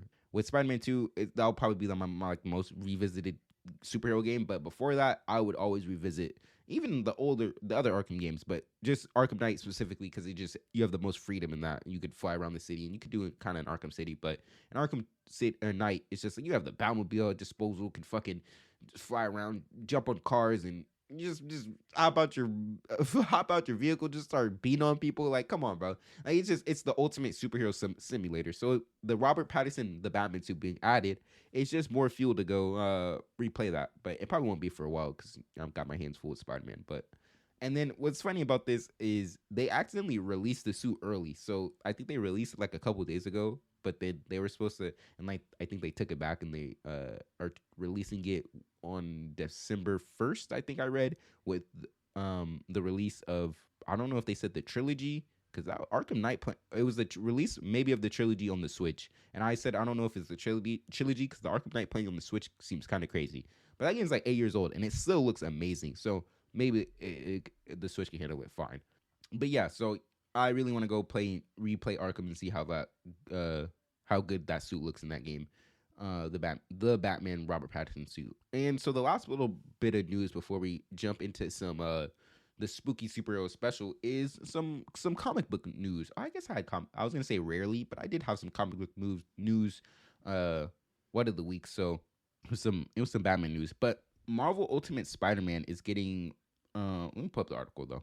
I've been reading the Ultimate Universe like all the way through from beginning to end, and I stopped because I wanted to make videos on it, but I have an idea on how to go about it, and I need to get some extra things to pull that idea off to my standard, for at least the standard I wanted at for now until, you know, I grow and evolve and I make it better or whatever. But I want to execute it the way I am. So I'm reading the Ultimate Universe, and I stopped because yeah. So Jonathan Hickman and artist Marco Chechetos, bold new take on Ultimate Spider-Man is shaking up to be full of surprises. So Jonathan Hickman, he is behind a lot of good and well-praised storylines. I wanted to say specifically Marvel, but he might have done some DC stuff. I'm not sure. But yeah, so he's a really good writer. So everyone's excited about that, and everyone loves the artist attached Marco Chechetos. Chetos.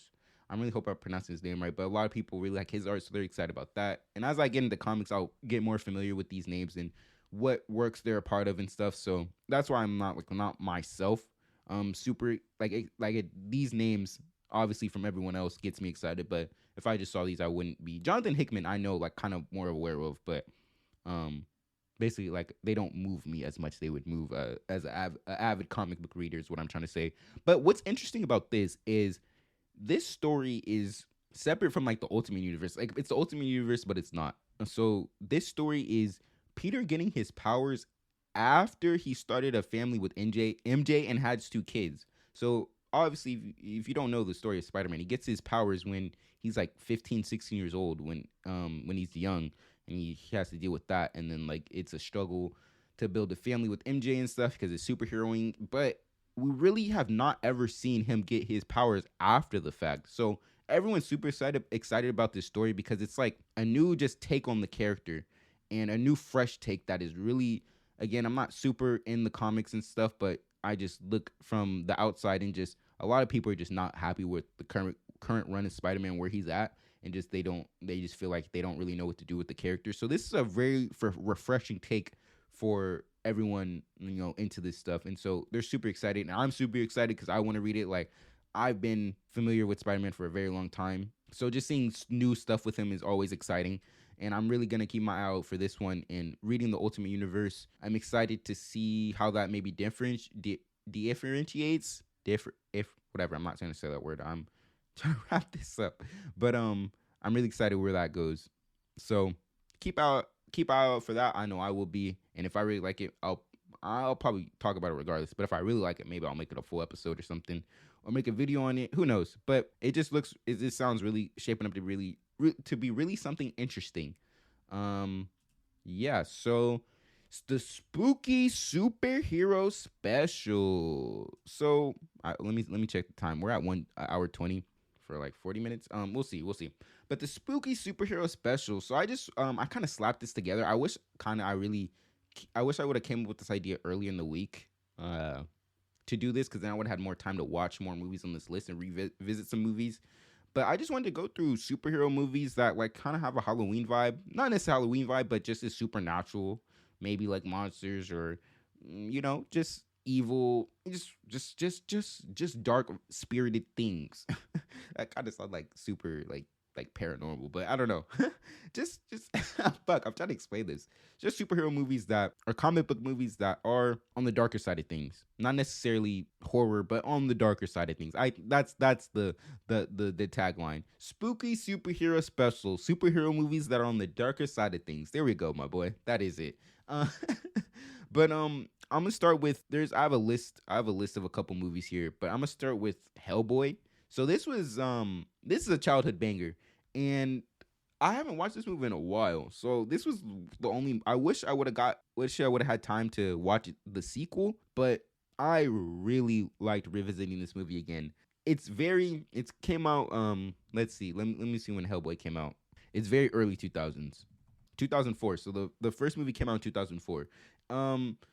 And so, damn, I was 4 years old when this movie came out, so I probably had no business watching it. I probably was like 7 then, watching Hellboy. But I really like revisiting this movie. I don't know when's the last time I seen it. I watched it with my girl at some point, showing her like just all cool shit, and that was like a couple years ago. But when I watched it again, it was kind of felt like the first time I was watching it, and it really does. It deals with a lot of big ideas that I don't really. Oh, full spoiler for all these movies. Now I'm be talking about. I'll time code it to what movie I'm talking about, so you could see if you wanted to skip that specific movie. But Hellboy deals with a lot of big concepts. Like there's him ending the world and space Cthulhu monsters and FBI divisions in secret organizations, and it's a lot of supernatural stuff, and a lot of it is unexplained. It kind of just thrusts you in the world, and some of it lands and some of it doesn't. But I really just love the world that it's in, and just the relationships that are in it. And Hellboy just I feel like I wish this was expanded upon a little bit more. I feel like it doesn't fully translate well, but just how he has this in the facility that damn. Let me rewind. So if you don't know who Hellboy is, so he is a demon who was like brought in through a portal and as a baby, and he was raised by humans, and he fights in this this secret organization for like the government and he fights supernatural stuff. That's basically him. And he works with this facility, and there's different like members of it, and it's really government driven, but they act like a family basically, like third division. Like there's higher ups, and obviously like they don't like really gel, but they act like a family. And just like I really like the relationships and some of the character moments they have with Hellboy. This movie is very early 2000s vibes, so they just have like some cheesy one-liners, or some comedic moments feel very dated, but for the most part I really like it. But I wish they would have expanded more on those relationships. I feel like it fully doesn't translate well into them like being a family. They would say stuff that would make them, I would obviously that close people would say to each other, but you kind of just really don't feel that, at least for a lot of parts. There's some things, but I really like the practicality of this movie.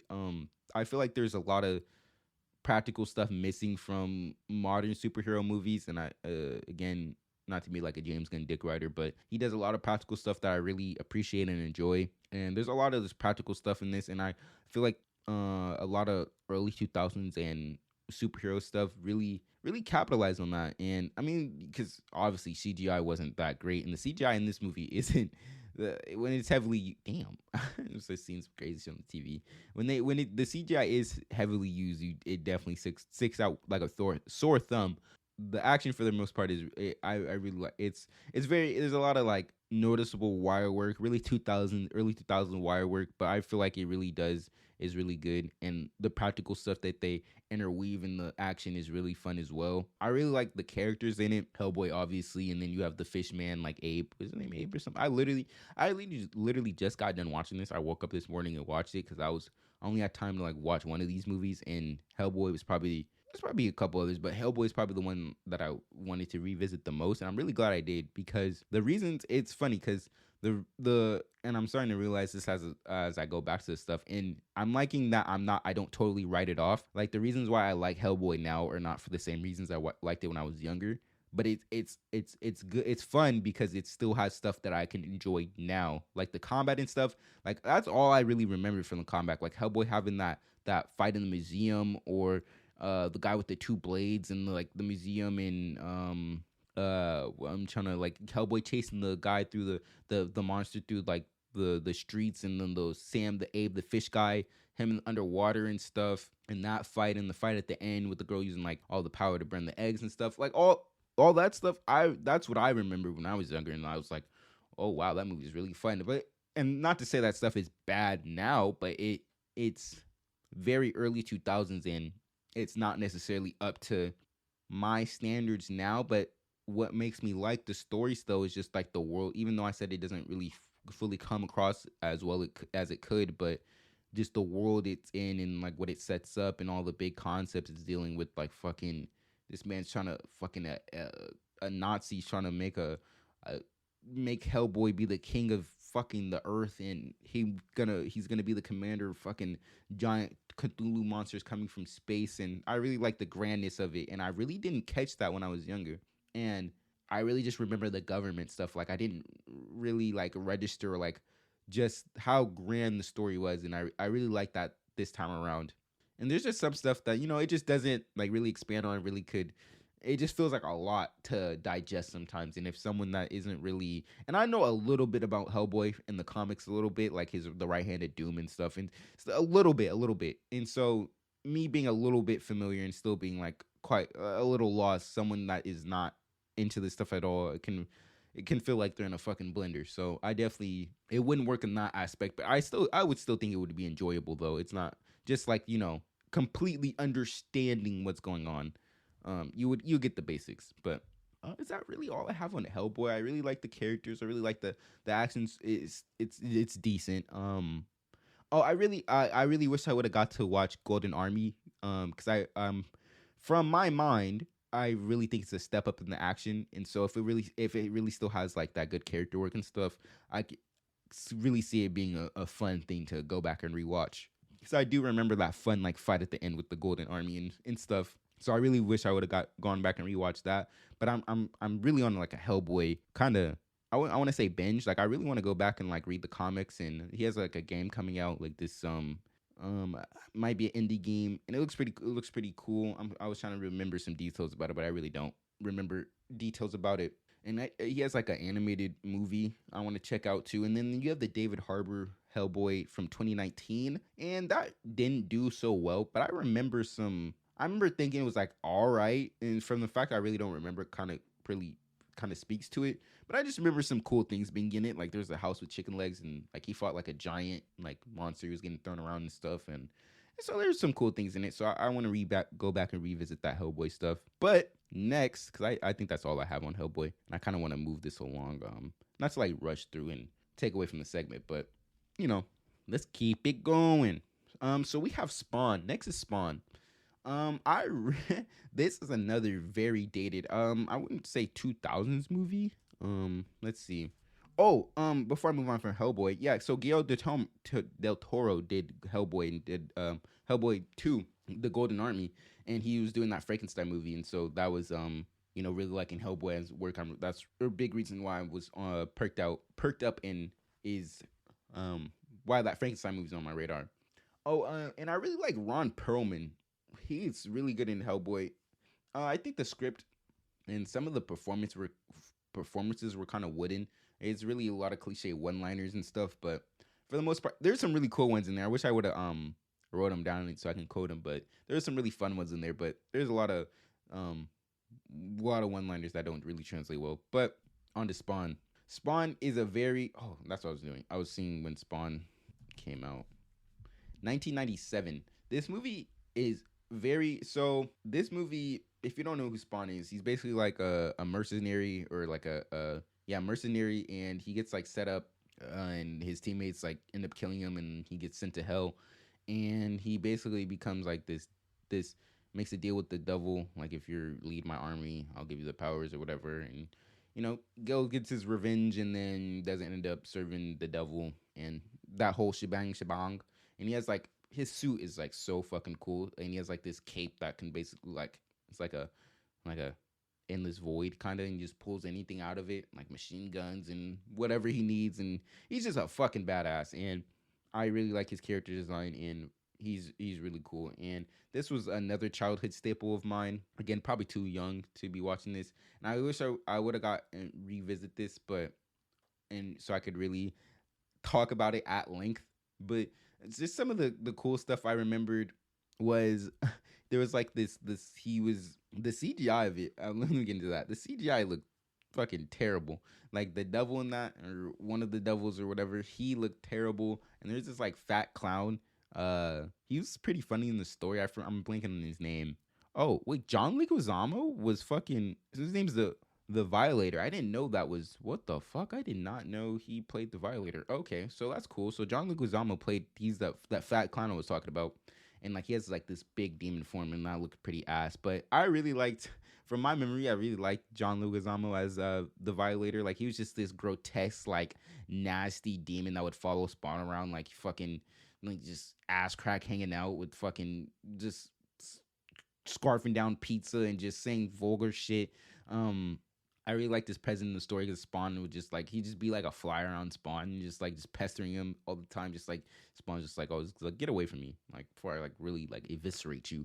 But and then like and just he just has the Violator just has like this hidden power, and it's just like he can really get on Spawn's head top if he wanted to. So it's just like Spawn really can't do anything about it, and so he's like sent as like a babysitter for the devil to make sure Spawn's doing his what he's supposed to be doing.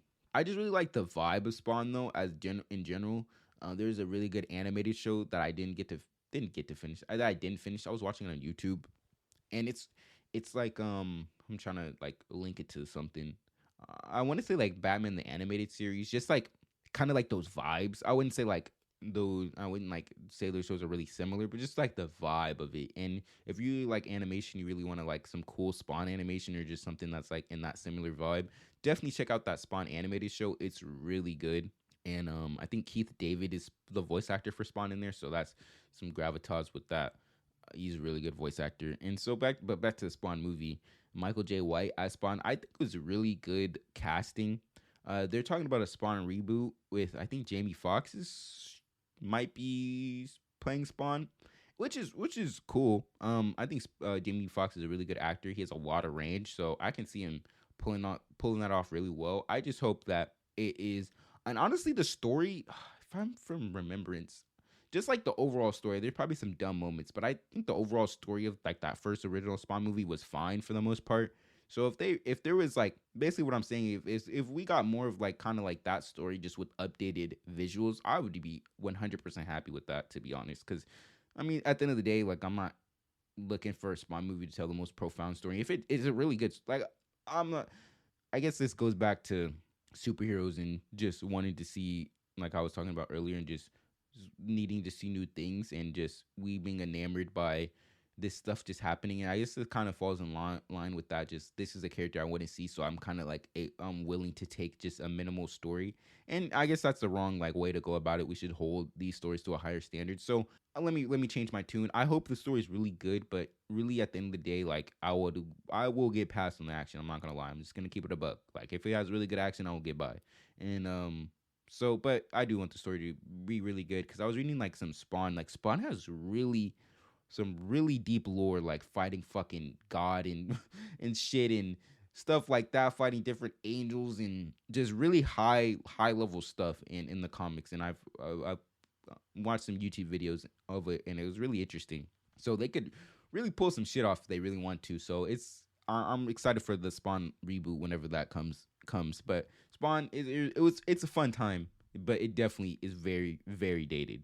So beware if you're going back to go watch Spawn. But definitely watch the animated. The animated stuff is really good. So there is some good Spawn stuff in there. And then you got him in like Mortal Kombat and stuff. That's really cool. He has a really cool outro in that. Fatalities are really cool. And so the next like spooky movie, we have The Batman. I can talk about The Batman for a while, so I'm gonna try to keep it kind of brief. I just love the vibe of The Batman. Just even beside, it's set around like Halloween time, but even like besides that, I mean, so that's the perfect movie to talk about right now. But even besides that, though, just like the music and just the color grading and color correction or whatever, and just the visuals of The Batman is just so hard hitting, and it really takes you to that mindset of that Halloween vibe, and it really is well at articulating that point. And I hope I was gonna say I hope we get the same tone, but I do like a similar tone for sure. But I really hope that whatever they do with the story, there's just what I'm trying to say. I just kind of just don't want it to be the same, but I do want it to be the same because I really like it a lot. But I honestly don't know what I'm really trying to say, and I'm not articulating this point correctly. I just really love all the performances in the Batman. I was gonna say Jeffrey D. Morgan.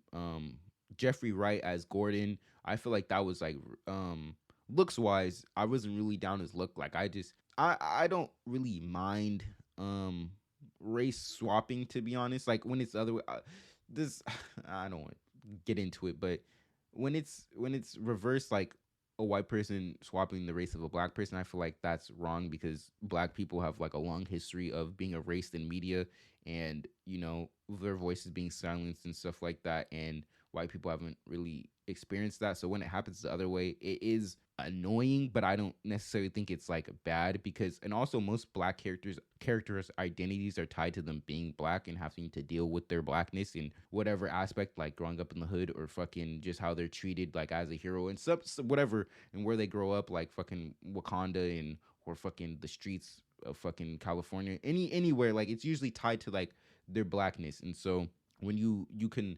you can swap a white character without like really dealing with that. But what I'm trying to say is it's still, I see it's how it's still annoying from the other perspective, but there's just not um a historical record, so I feel like it's fine. And then also like they have a bunch of other characters in that that there are available. And also with going with the black side of things, I think that instead of just race swapping, just introduce one of the many black characters that have not been adapted yet. Like there's plenty, you could do that 1,000 times over before just like race swapping. So that's how I feel about that. But basically what I'm saying is there are some white characters that I would like to be kept the same that I really like, are iconic, and James Gordon is one of them. He just has that thick ass mustache, like ginger hair with them thick ass glasses, and I that's the iconic like look I see of him. But if another actor is able to portray that, how the characteristics are, and not necessarily have the look, I'm still fine with that. And so basically what I'm saying is, even though I would have liked someone that looked like a little more James Gordon accurate, I really like Jeffrey Wright as James Gordon, and I really liked his like subtle performance he had in his relationship with Batman, and how he was like really the only one that was trusting Batman on the crime scene, and how he would be his way in and inside what was going on, so Batman can help him because no one else trusts him and whatnot. So I really like how their repertoire and their back and forth and everything. But Robert Pattinson, he just was like if you still think of him as the Twilight guy at this point, I mean, I know I don't watch fucking a ton of movies, but you should watch more movies. Like he's really good, and he's good in a lot of things. Fucking The Good Time, The Lighthouse, fucking I'm blanking right now. Just a lot of other things. So he's really good. He's not just Twilight. When he was casted, immediately I was like, oh yeah, that's gonna be great. And a lot of people were still on the fence and stuff, but a lot of people were like, okay, he's like getting in a lot of good things, like grow up, like he's not just Twilight. And so, and then just I'm just really excited for the future of the Batman and just the villains and where the story goes. And I really hope they do bring Robin in, and because we just really haven't seen that properly in live action. Like the only thing we've gotten is whatever old Batman movie it was, Batman and Robin, and the guy was like fucking 26 years old. So I really want to see a kid Robin, and we're getting that, and also in Brave and the Bold coming in the DCU slate. So maybe we'll have like two conflicting Robins, but you can do some with Dick Grayson as Robin, and then with Dick Grayson as Robin in the Batman, and then the other Batman movie in the DCU is going to be Damian Wayne, so Bruce Wayne's son, and so Dick Grayson will be older, and Nightwing. So there will be difference with them. Dick Grayson is very different from Damian, and then Nightwing, you know, it would be cool to see that, like that Boy Wonder perspective in that the Batman. Obviously, they're not going to be linked, but to see that in live action, have a solid story of that, and then have a solid Nightwing later in the Boy Wonder's life in the DCU. So it'd be cool to have that different point of reference, if point of like time in his life, if that's where they're going with it. So we really don't know as of yet, or if Robin will be even in the Batman. That's pretty much on Batman. There's a Penguin series. I'm really liking how they're expanding upon the Penguin and his other villains. So everything surrounding the Batman, I'm really excited for, and I really love the movie, and it's just a good vibe, good Halloween vibe. So next up, we got Brightburn. So this is basically what if Superman came to Earth and he was a child and he turned into a murderous maniac. So I think this was made by James Gunn's brother.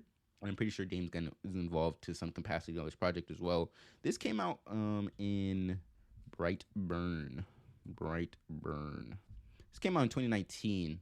I remember really liking this movie. When I ended up finishing it, I wanted a little bit more, but I really liked what it did. I feel like this was like heavy in like what if Superman was evil era. I mean, I feel like we're still kind of in that era, but the performances was great. I know I wasn't totally sold on the kid's like flip, basically like what made him. So he was kind of doing like evil stuff throughout the movie, but I'm trying to like remember. I think he was like being controlled by his ship though. His ship. And basically he was like his ship was making him turn evil, and it just like completely flipped the switch and he just became, this unstoppable force.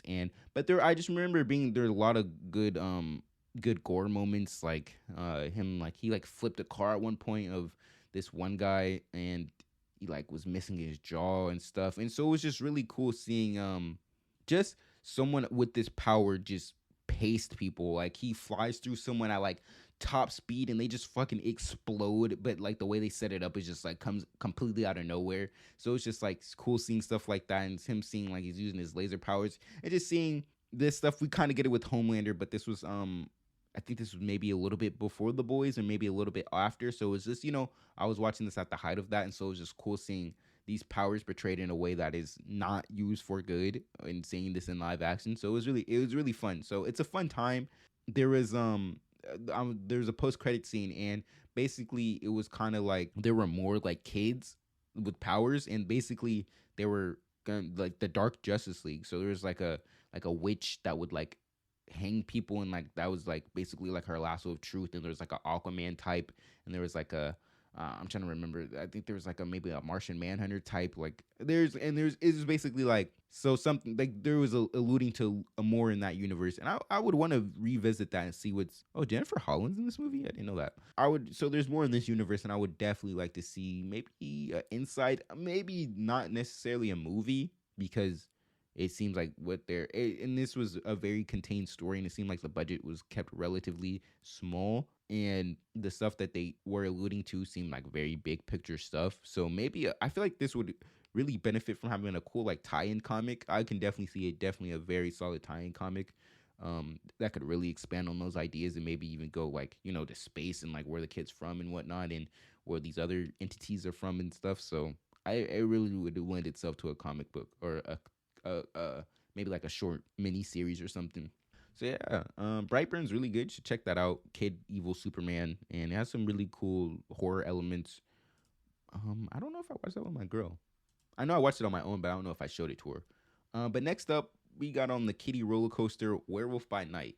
I mean, all this is kind of like kiddie roller coaster. Like, it's not real horror stuff, but I'm kind of like dissing Werewolf by Night. I really liked it a lot, but I wasn't saying it's kiddie because the MCU, um, this MCU is like hyping up this be its whole like horror aspect, and it does have some horror elements, but it's still very MCU friendly. But I really liked Werewolf by Night. It's the first special presentation, which is it the first? I think Guardians the Christmas holiday special was the first. Well, regardless, it's still one of the early ones, and I really hope they keep doing this because the holidays, the specials really lend themselves to tell just like quick individual stories that can tie in, but necessarily don't have to tie into the larger MCU. And Werewolf by Night, it was shot in completely black and white, and they released the colored version more recently. That and it did do cool stuff. Like when it was black and whites, like the reds would be in color, or like at the end the whole thing was in color, and it had this really cool visual style the whole time. Just the action, I really like the action too. It really, I mean, for MCU standards, pushed the envelope like, and it is in black and white, so they could get away with a little bit more. But like, people getting their arms cut off and ripped off and set afire and like literally like melted and stuff. It was really cool to see. And I really like, what is this? I think I just know his first name, Jack. He's like not plays, but he is a werewolf by night. It's not his actor name, that's the character's name. But I really like to want to see him more in the MCU and whatever they decide to do with him, and even Elsa Bloodstone. And so basically, I kind of like just dove straight into this without even prepping Werewolf by Night. But basically, a group of hunters get together, and the headhunter is like died or something, and they're all getting together to, what are the reasoning? I'm trying to remember the reasoning. But basically, they like get together and they go on this big hunt, and whoever hunts a monster gets they get like the bloodstone, and maybe they become the head hunter or some shit. I don't know, but they're come together for a big hunt, but one of the hunters they're with is the werewolf by night, and basically he came to the meeting because the monster that they're hunting is Swamp Thing. Hey, wait, hold on, Man Thing. Swamp Thing is DC. Man Thing, and Man Thing is Jack's friend, so he's trying to like rescue him basically. So it's like a cool little story of them and Man Thing. It was the first time seeing Man Thing in the MCU, and he was really a cool character that I hope we get to see more of. He was just like kind of this. I wouldn't want to call him like a pet because he is a sentient person, not person, but he seemed to have feelings and stuff. So I don't want to just. These are fucking characters, like, so who cares? But he acts like a dog like ish. But he's actually like friends with the werewolf by night. Like he knows both forms and everything, and they go out for sushi and whatnot. Have this a really cool, cute friendship, and it was cool seeing that. And I really like the inclusion of Elsa Bloodstone. I talked about her a little bit, but the actress really looks like the Kristen Riddick is the lady who played Jessica Jones. They really look similar, and I thought it was her at points, but she seemed like really cool, a really interesting character. So I hope we learn a little bit more about her and we see a little bit more of her. But I really like Werewolf by Night. I hope Marvel keeps doing these special presentations. There was a Nova one that I think maybe got canceled, or a Silver Surfer one of the two. But I would really love to see a Silver Surfer project and a Nova project. I don't know a bunch about Silver Surfer in comics. So I'm still really getting into it, but I just like really love his character design and everything. But yeah, Werewolf by Night was super good, and it was I watched this like on Halloween or close to Halloween, so that was a really cool vibe. Not this year, when it came out. So that was a really cool vibe. Set up the lights and everything, and watched it in black and white. It was really fun. So it's a really fun watch if you're in the MCU and you haven't seen this by now. It's one of the better MCU projects, honestly, of the recent stuff that's been coming out, like with all the shows and everything. It's definitely one of the better ones for sure. All the character moments are cool. All the acting's really good. All the practical stuff's really good. The visuals really good. So really not no much complaints. So we got 4 more movies here. The next one is Ghost Rider. Ghost Rider. I really, really, really like Ghost Rider. It's character design. And from what I know about him, I really don't know shit about Ghost Rider. Like his I know his origins loosely. Just like how he is as a character and how Johnny Blaze is a character as a character and like Robbie Reyes and just what the spirit of vengeance is. I really don't know shit about him, like as I'm realizing, but I really like his character design. So shit, you just gotta look cool to me, and I'm on board, to be honest. The first Ghost Rider movie, there's two of them actually. So with both with Nick Cage, early 2000s. Let me actually see when Ghost Rider came out. I think for like 27. Oh, yep, right, 2007. So yeah, so Ghost Rider came out in 2007. So one of the early 2000s superhero movies, and so it feels I don't want to say this, but it feels some kind of, I don't know why I made that voice, but it feels very dated in points, and it's not the perfect movie by the longest stretch of the imagination, but I really enjoyed this as a kid, and I didn't rewatch this like recently, but more recently than like Hellboy and like Blade and stuff, but I liked what it did. My only like true gripe with it, like truly gripe, it does not have a lot of action.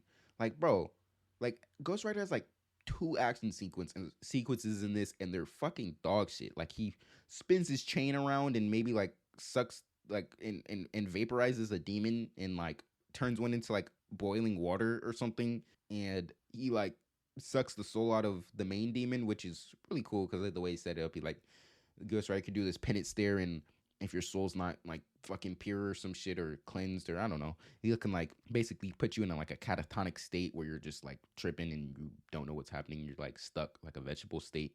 So like the main bad guy, he doesn't have a fucking soul. So the penance stare didn't work when Ghost Rider did it on the first time, and he was like, oh shit, he's right behind me, isn't he? Uh, and then the demon's like goal was to suck up a bunch of souls and become hella powerful, but he didn't really take into consideration Ghost Rider's like main ability, and so he was able to penetrate like all the souls inside of him, and it was pretty cool. But it just really lacks action, bro. Like lacks the action in Ghost Rider. I feel like bro. Again, I've seen a lot of him in the comics. I've seen like more as I'm starting to read more and more, like seeing him a little bit. He's one of the characters I really want to dive deep into. Like I did with Moon Knight. I've read like all of Moon Knight's comics, and so I really want to do that with Ghost Rider because now I'm reading comics, since he doesn't have like a ton of adaptations outside of comics beside the movies, which in my opinion don't really do him justice from what I know about him, and really doesn't go into the character. So I really want to get into that. But but besides I'm sorry, Little Monsters, I've never seen this movie. I guess it's like an old movie or something, but it's on the TV right now in the background, and this man just made like an onion sandwich, and that kind of threw me off. But besides like the action stuff, the performances are fun. Nicolas Cage just Nicolas Cage and just Nick caging it up as Johnny Blaze is super fun. Like he's just plays this like super cocky stunt driver, and he made a deal with the devil when he was younger. Wait, why did he make the deal? Is it because his dad died? But no, that doesn't sound right.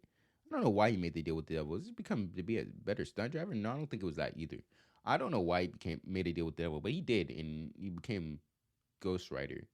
Wait, I need to rewatch this movie because like he made the deal when he was younger, but he didn't like start to become Ghost Rider when he was like way older. Like the stuff didn't start happening. So I don't know.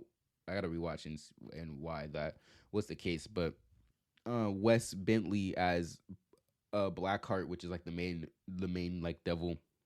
Wait, and then is he's like really good. Like he's just like walking around this like slick ass, just like get up in this pretentious just attitude about him, and I really like his performance in there. And then you have Mephisto's actually in the movie, because I think Wes Bentley's character Blackheart is Mephisto's son, I think, and so that was cool, like a cool piece of lore.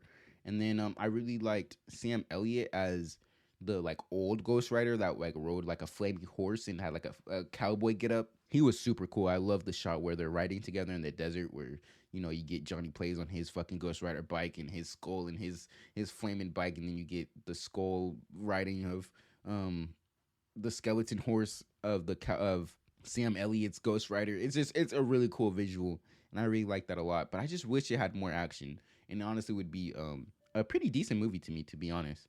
But and then you have the sequel, Spirit of Vengeance, which is really like that's like a B movie type vibe to it.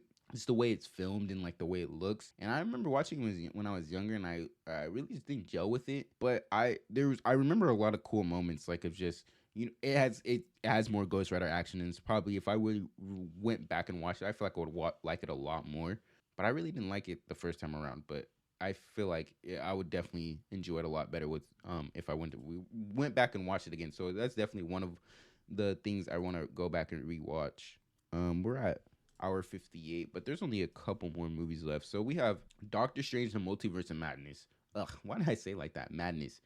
Doctor Strange: The Multiverse of Madness. So this is again another kiddie roller coaster of a horror movie, but it has more horror elements than a lot of Marvel movies or darker Marvel movies. Like you get fucking Doctor Strange, and him controlling his body from different dimensions and making a cape of fucking demons, and that shit was metal as fuck, and that was so cool. And then you get like Wanda like turning ghoulish, and all like those horror shots of her when she's like invading the other Wanda's mind, and she's just playing with her head and like making pictures, like the people in the pictures turn their heads, and just this eerie vibe to it. And it just has a lot of cool horror elements. And then you have like that evil Doctor Strange with his third eye, and there's just a lot of cool horror stuff to like about it, and a lot of surprisingly like good like gore-ish moments that are not present in the MCU. Like you have Wanda exploding Black Bolt's head and stuff, and then spaghettifying, even though like this was very sanitized, but spaghettifying Mr. Fantastic, turning him into a bunch of stretchy spaghetti and popping his head, and then cutting Captain America or Captain Carter in half. And you just have like stuff like that, and it just has more horror elements than the standard Marvel stuff. And Sam Raimi, the director of Doctor Strange 2, he does like the Evil Dead movies, and then he did like Darkman, and then you even have like horror stuff in like the Spider-Man movies. I know like there's probably other moments, but I for sure in Spider-Man 2 when Dr. Octopus his body's being recovered and they're about to perform an autopsy on him, and he just goes crazy on everyone in the room, and like is dragging them by the floor and scratching. They're leaving scratch marks on the tile and whatnot, and letting out these howling screams. And it just there's like that. Doctor Strange is one of those movies that really have benefits from having a strong personality from the director, and it just has a lot of cool elements, horror elements. And so that's pretty much all I have to say on Doctor Strange. But the next movie is a childhood banger for me. I don't know if I mentioned Ghost Rider was also a childhood banger, but Batman vs Dracula. Is this an animated movie? And it's in the title, Batman vs Dracula. This was came from like I think the 2004 cartoon of the Batman, and I really like that cartoon. But basically, Dracula comes and he starts fucking shit up. Like at one point, there's like it probably won't be scary now at all, but there is a lot, like a few scary few moments that actually like had me like kind of scared as a kid. I think there's this like, I think when Batman or the Joker first gets turned into a vampire, I think that moment's pretty creepy. And then Joker, there's like a lot of good action with Batman versus Dracula as well. Just Batman just outclassed with by Dracula's speed and just his strength and stuff, and it's really a fun watch. And there's some really good horror elements in it as well. And this is one of the movies I really want to go back and rewatch. I'll get back to it in a second, but I just really remember being creeped out by this movie when I was younger. I'll probably make a video on this at some point when I start my next series on my channel at DS2 Smooth. I don't want to give away what I will be doing because, don't want to give away ideas before they're actually made or someone will steal them. But the last movie on this list, or kind of last movie, is Morbius. So I literally watched this. I put this on the list because it was funny, and it's vampires, quote unquote vampires. And I watched this movie when I was on a plane to Vegas, and I could still not tell you jack shit about it. And I literally like watched this movie like the whole way. I didn't like fall asleep or anything. I watched this movie, and I still couldn't tell you anything about it. Honestly, I just want to wrap this up. So I was gonna try to be funny about Morbius, but I really don't even feel like it. But on this list that I gave, so the ones I want to like revisit is so Hellboy 2.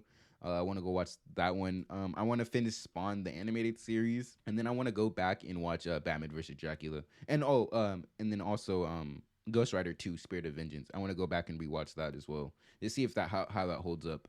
And then so there was a few movies, a horror like movies that were on the list that I was going through to like make my list that I just didn't see. So we have Constantine. This is like an early 2000s movie with Keanu Reeves, and it's basically fuck. I'm trying to like remember like the synopsis for Constantine. Let me look up the synopsis actually, because I feel like I won't be able to convey this properly. So it's from 2005.